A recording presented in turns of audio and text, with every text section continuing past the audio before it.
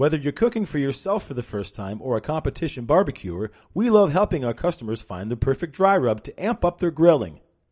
Dry rubs are a great and easy way to add lots of flavor to your food without any extra effort. All you have to do is liberally apply your favorite rub blend to your dish prior to cooking it and let the seasoning do the work. Here are some questions you might have if you're not already familiar with this technique. What's the difference between a dry rub and a marinade? Dry rubs often contain salt and sugar, which caramelize and make a crust when heat is applied.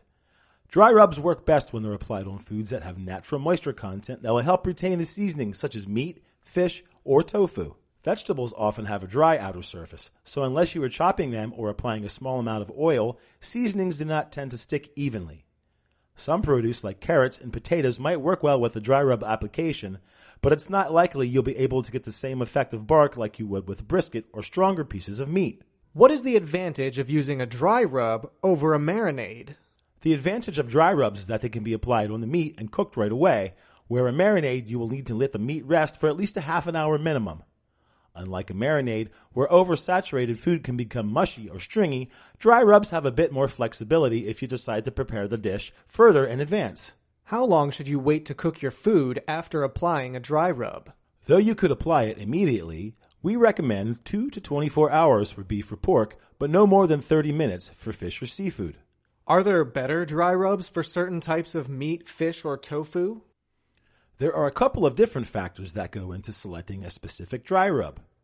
The most challenging can be establishing what kind of flavor profile you're looking for. Combinations can be born from looking to step out of your comfort zone and experimenting with different ingredients that call to mind different flavors or cuisine. Using cumin in dry rubs is a great example of this on its own, and it might help complement the warm, smoky flavor of grilled food, but paired with lime zest and chili powder, it can remind the eater of a specific cuisine surrounding Southwestern and Mexican foods, even if the dish itself doesn't necessarily have a specific origin. Different regions of the country are known for their signature barbecue flavors, which is why we offer an especially large selection of dry rubs with certain names associated with them.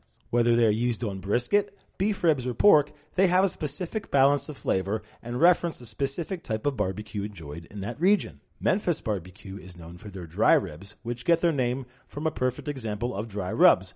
While the outside has a crunchy sear, the meat inside is juicy and falling apart tender. Kansas City and Little Rock both liberally use tomato-based barbecue sauces during the cooking process, which means that the blends we developed for each of them will stand on their own and not get lost in the sauce, but also work to complement the flavors of the meat and give a stronger enhancement than the sauce just alone. Because barbecue sauce usually has a little vinegar in it, mixed with some strong aromatics like fennel or pepper, it gives a great complexity of flavor to even the most simple sauces. Santa Maria barbecue is a bit of an outlier when compared to other types of barbecue because sugar isn't regularly associated with this type of styling seasoned meat. Instead, the meat is encouraged to develop a subtle oaky aroma from the wood it's cooked with, which our dry rub replicates with cold smoked oak flake salt. Rather than having to compete with the acidity of tomatoes, the meat is given a more delicate treatment that allows the flavor of fatty tri-tip steak to shine through. Does a dry rub need to have salt and sugar? Could you do a dry rub without either? Typically, a rub consists of some combination of salt, sugar, and paprika with other spices and zest added for flavor and aromas.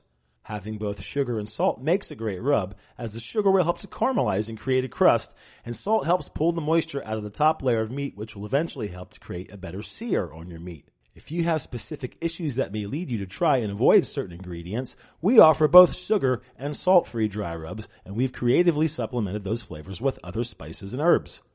An example of one of our salt-free rubs is a Yucatan Ricado rub, and one of our sugar-free rubs is the Barbacoa rub.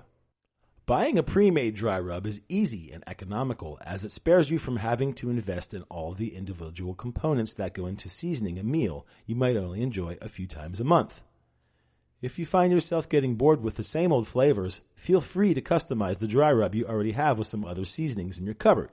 And one of our favorite combinations is using our smoky molasses rub with the smoked bourbon barrel salt. Is there an application you wouldn't recommend using a dry rub for? Grilling, smoking, and roasting are all natural candidates for using a dry rub method.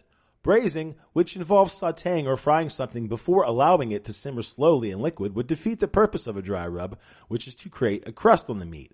And the same logic would apply to steaming. Even though seasonings will add great flavor, for a dry rub to truly create a great crust, it needs to take advantage of the dry heat. If you want to learn more cooking techniques and other how-tos, visit our website, spicesinc.com, and don't forget to subscribe to our YouTube channel.